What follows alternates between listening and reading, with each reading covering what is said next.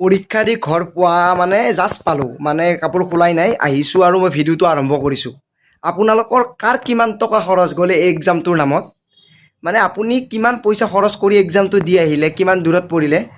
মোৰ 550 টকা খৰচ গৈছে অহা যোৱা খোৱা লোৱা আৰু পৰীক্ষাটো দি মই জাষ্ট আহি পাইছোঁ।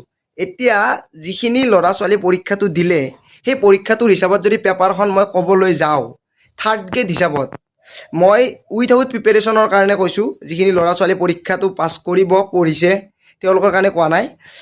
মানে যিখিনিয়ে পঢ়িছে তেওঁলোকে পেপাৰখন বহুত বেছি ইজি পাইছে, কাৰণ কি থাৰ্ড গ্ৰেড লেভেলত যিটো পেপাৰ আহিব লাগিছিল সেইটো লেভেলত মানে চাব গ'লে কাট অফটো বহুত বেছি হাই যোৱাৰ চান্স আছে এইখন পেপাৰত।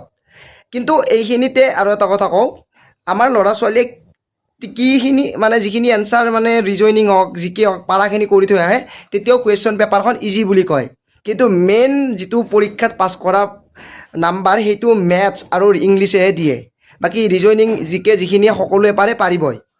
এতিয়া আপুনি যিমান পাইছে কুৱেশ্যনবোৰ এটা এটাকৈ আপোনালোকে কমেণ্টত জনাব। 150টা কুৱেশ্যন মনত ৰখাটো মোৰ কাৰণে সম্ভৱ নহয়, তথাপিও যিবোৰ মনত আছে মই আপোনালোকক এনে মানে কৈ দিওঁ। নীতি আয়োগৰ অধ্যক্ষ কোন, অলকানন্দ গানটো কোনে গাইছিলে, এনেকুৱা ধৰণৰ কুৱেশ্যন আহিছে। ৰিজনিঙত এটা আহিছিলে বাদুলি ময়ূৰ কিবা কিবি চৰাই আহিছিলে, বাদুলিটো এনচাৰ হ'ব কাৰণ বাদুলিয়ে কণী নাপাৰে ডাইৰেক্ট পোৱালি দিয়ে।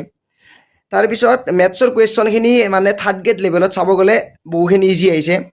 বাকী জিকে আপোনালোকে চুনামীৰ আহিছে, অগ্নেয়গিৰিৰ আহিছে, লগতে ভাৰতৰ লগত লগ লাগি থকা দুখন দেশৰ নাম আহিছে অসমৰ সীমাত থকা। আৰু এনেকুৱা ধৰণৰ কুৱেশ্যন মোৰ মনত পৰি থাকিব, আপোনালোকে কমেণ্টত জনাব। আৰু এনচাৰ কিৰ কাৰণে গোটেইখিনি কমেণ্টত আপোনালোকে কুৱেশ্যন এটা এটাকৈ জনাব, এনচাৰ কি আপোনালোকৰ বাবে আহি যাব। আৰু কুৱেশ্যন পেপাৰখন গোটেইখিনি আপোনাৰ যিটো কুৱেশ্যন মনত আছে গোটেইখিনি আপোনালোকে লিখি যাব, আপোনাৰ যিখিনি মনত আছে।